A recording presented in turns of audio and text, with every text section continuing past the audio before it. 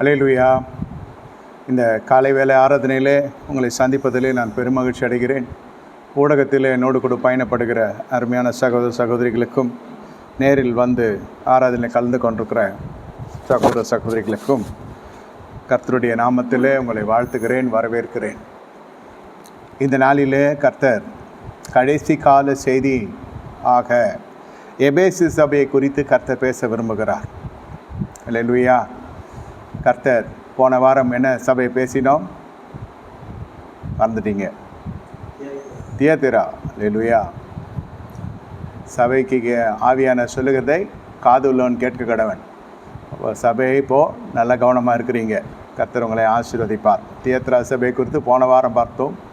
இந்த வாரம் எபேசு சபை குறித்து பார்க்க போகிறோம். கர்த்தருடைய பரிசுத்த நாமத்துக்கு மகிமையுண்டதாக. இந்த சபையில் இருக்கிற குறைகளை குறித்து நம்ம பார்க்க போகிறோம். நிறைகளை பார்ப்பதை காட்டிலும் குறைகளை பார்த்தால் நாம் என்ன செய்ய முடியும்? நம்முடைய வாழ்க்கையை செப்பனிட்டு கொள்ள முடியும்.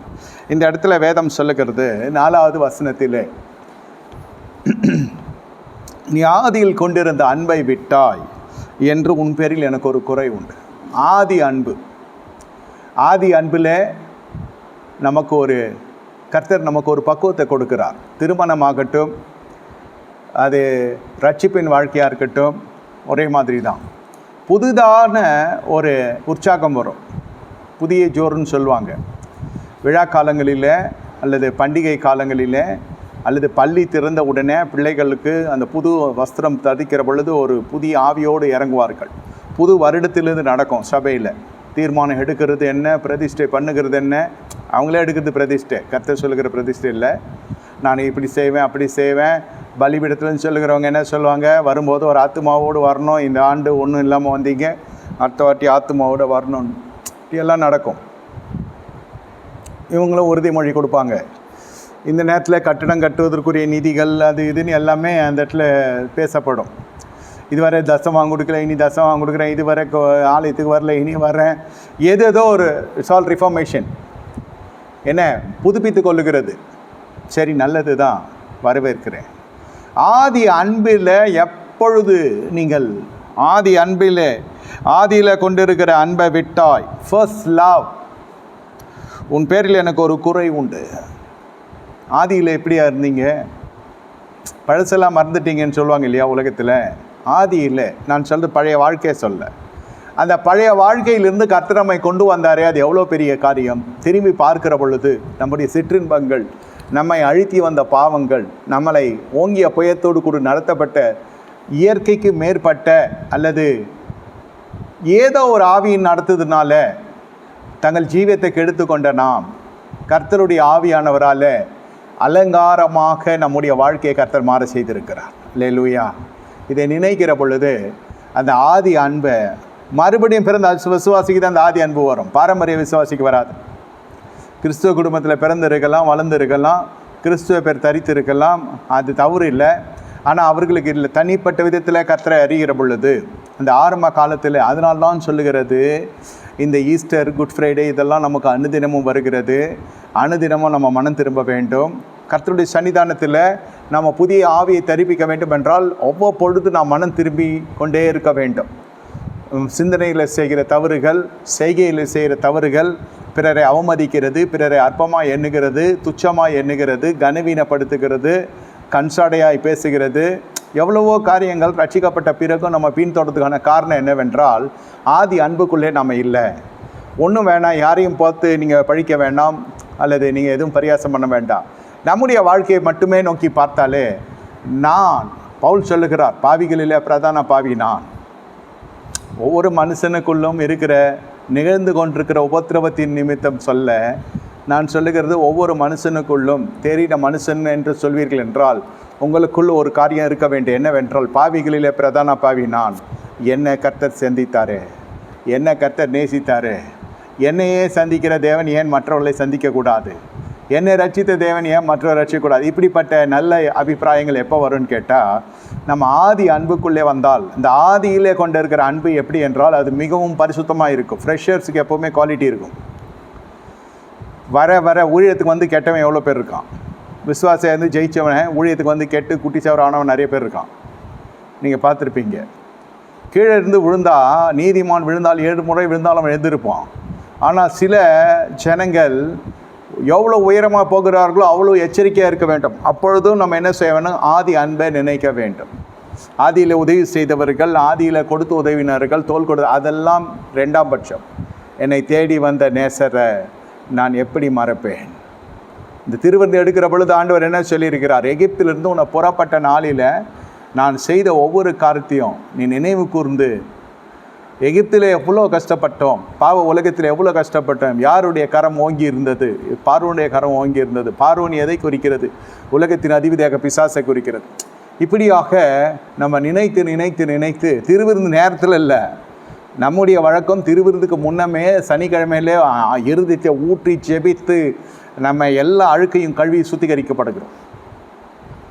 பொல்லாப்பு நமக்கு வராத வண்ணம், வாத நம்ம கூடாரத்தை அணுகாத வண்ணம், சரீரமாகிய கூடாரத்தை வாத அணுகாத வண்ணம், இப்படியாக பல காரியங்களை நாம் பரிசோதித்து பார்த்து, நம்மை நிதானித்து பார்த்து, தன்னைத்தானே சோதித்து பார்த்து எடுப்பதற்கான காரணம், இது சபையாக சேர்ந்து சனிக்கிழமையிலே அழுது புலம்பி நம்ம உபவாசத்தை ஆசரிக்கிறோம். ரட்டுடுத்தி சாமலில் அமர்ந்து ஒரு புதிய சொந்தத்துக்குள்ளே நம்ம போகிறோம். ஏன்னா அந்த திருவிருந்துக்கு அவ்வளோ கனம் கொடுக்கிற பொழுது அந்த சரீரம், அந்த ரத்தம் நம்முடைய கரத்தில் எடுக்கிறதான விசுவாசம்.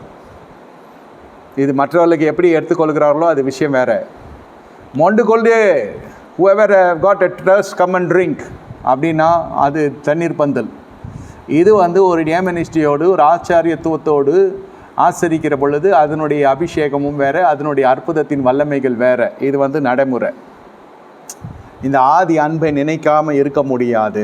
இந்த படிவத்துக்குள் வருகிறவனுக்கு கர்த்தருடைய இருதயத்தில் ஒரு குறை நீங்கள் வைக்க மாட்டீங்க என்று சொல்ல வருகிறேன். இது ஒரு தலைமைத்துவத்தில் இப்படி கிடுக்கிப்பிடி தலைமைத்துவமாக இருக்கும், நெருக்கப்படுகிறத போல் இருக்கும். என்னையா இது ரொம்ப ஸ்ட்ரிக்டாக இருக்குது, இது நின்னா குத்தம் உக்காந்தா குத்தோன்றான் இந்த மனுஷன், அங்கே பார்த்தா கரஸ்பாண்டன்ஸில் படிக்கிற மாதிரி இருக்குது, இது பார்த்தா ரொம்ப சிலபஸ் எங்கேயோ இருக்குது, பார்த்தா நல்லா தான் இருக்குது, எல்லாம் உள்ளே போய் பார்த்தா இது செய்யாது அது செய்யாது அது செய்யாது இது செய்யாது, நிறைய கட்டுப்பாடுகள் இருக்கிறது. நான் சொல்லுகிறேன், இதையெல்லாம் நீ செய்கிற பொழுது என்ன நடக்கிறது? கர்த்தருடைய இருதயத்தில் ஒரு குறையை நீங்கள் வைக்கிறது இல்லை. அல்லேலூயா. எபேசு சபை குறை இருக்கிறது, அது எல்லாம் அதுக்கு நிறைய நன்மைகளெல்லாம் நம்ம சாயந்தரம் பார்ப்போம். எபேசு சபையில் இருக்கிறது. இன்று குறைகளை முதல்ல பார்க்கும். ஏன் அந்த ஆதி அன்பை நீ விட்டாய்? நடுவிலே என்னமோ நடக்கிறது. ரட்சிக்கப்பட்ட பிறகு நம்ம எல்லாம் முடிந்ததுன்னு நினைக்கக்கூடாது, அப்போ தான் துவங்குகிறது. திருமணமான உடனே பெற்றோர்கள் அநேகர் சொல்லுவாங்க, அப்பா என் கடமையை முடிச்சிட்டேன் ஐயா, கையை கழுவிட்டேன், அவ்வளோதான் முடிச்சிச்சு, எப்பா பெரிய பாரம் என்னை விட்டு போச்சு, ரிட்டன் வரும். இந்த மாதிரிலாம் சொன்னீங்கன்னா ரிட்டன் வந்துடும். அதை பாரத்தை நவுத்துற மாதிரிலாம் நம்ம பண்ணக்கூடாது. நம்ம என்ன கிரேனா இங்கே இருக்கிறத எடுத்து அங்கே வைக்கிறது? அவன் மரம் என்ன ஆவான்? பொண்ணாக இருக்கட்டும், மகளாக இருக்கட்டும், என்னை கேட்டுக்கொண்டிருக்க தேவனோட ஜனமே, அதெல்லாம் அப்படி இல்லை. காரணம் என்ன? உங்களுக்கு அதுதான் துவக்கம். ஒரு புதிய உறவோடு உங்கள் பெண்ணையோ உங்கள் மகனையோ இணைக்கிறீர்கள் திருமணம் என்ற வைபவத்தில். அப்போ தான் புது குடும்பம், எல்லாம் முடிந்ததில்லை, எல்லாம் அப்போ தான் துவங்கும். That's a new beginning. நம்ம எந்த இடைவெளியில் இருக்கணுமோ அந்த இடைவெளியில் இருக்கிற பொழுது பெற்றோர்கள் அந்த பிள்ளைகள் உண்மையில் நல்லா இருப்பாங்க. பிள்ளைகளுக்கு அன்பு பாராட்ட நினைத்து அவர்களை வாழ்க்கையை நாசப்படுத்தி விடுகிற அநேக பெற்றோர்கள் இந்த கடைசி நாட்டில் இருக்கிறார்கள், அந்த விசுவாசிகள் இருக்கிறார்கள். கண்டே பிடிக்க முடியாது. குடிக்காது, வேசித்தனம் பண்ணாது, எந்தவித உலகப்பிரகார கரைகள் இருக்காது.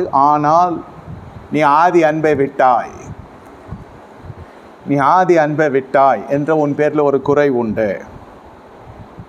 ஆதி அன்பை நம்ம விடுகிறோமா? முதல்ல அதை பார்க்கணும். இந்த ஆதி அன்பை நீங்கள் எப்பொழுது விடுவீர்கள் என்று கேட்டால் திருவிருந்த குறித்த அசட்டம் இருக்கும். நாம் எகிப்திலிருந்து வந்தவர்கள் என்பதை மறந்து போய் விடுவோம், அல்லது எகிப்தில் இருக்கிற ஜனங்களை பார்த்து அற்பமாக எண்ணுவோம். அந்த விஷயம் எடுத்தாலே ஆதி அன்பு இல்லைன்னு அர்த்தம். எப்படியெல்லாம் நம்முடைய ஜீவியம் இருந்தது, இந்த சரீரத்தில் இந்த ஜீவியம் இருக்கிறது எவ்வளோ கடினமாக இருந்தது. இது இல்லாமல் இருந்தால் நலமாய் இருக்கும் என்று மனம் சொன்னது. மரணத்தின் உச்சகட்டத்துக்கு போய் தொட்டு பார்த்து விட்டு வந்தவர்கள் அநேகர் இருக்கிறார்கள். இதனால் வியாதிப்பட்டார்கள் என்பதல்ல, தற்கொலை முயற்சி செய்தார்கள் என்பதல்ல. நான் பேசுகிறது ஒவ்வொரு ஆத்துமாவுக்கும் புரியும். பாவத்தின் சம்பளம் மரணம். அந்த மரண கட்டுகள், முற்பிதாக்கள் வழியே வருகிற சாபங்கள், இவைகளெல்லாம் அழுத்தி அழுத்தி அழுத்தி மனுக்குலத்தை ஒரு விதமான அடிமை தனத்துக்குள்ளே நடத்துகிறது. இந்த இடத்திலே கர்த்தர் நம்மை சந்திக்கிறார். சுருக்கமாக சொல்கிறேன், விடுவிக்கிறார். அப்பொழுது பாருங்கள் எப்படி இருக்கும் நம்ம வாழ்க்கை.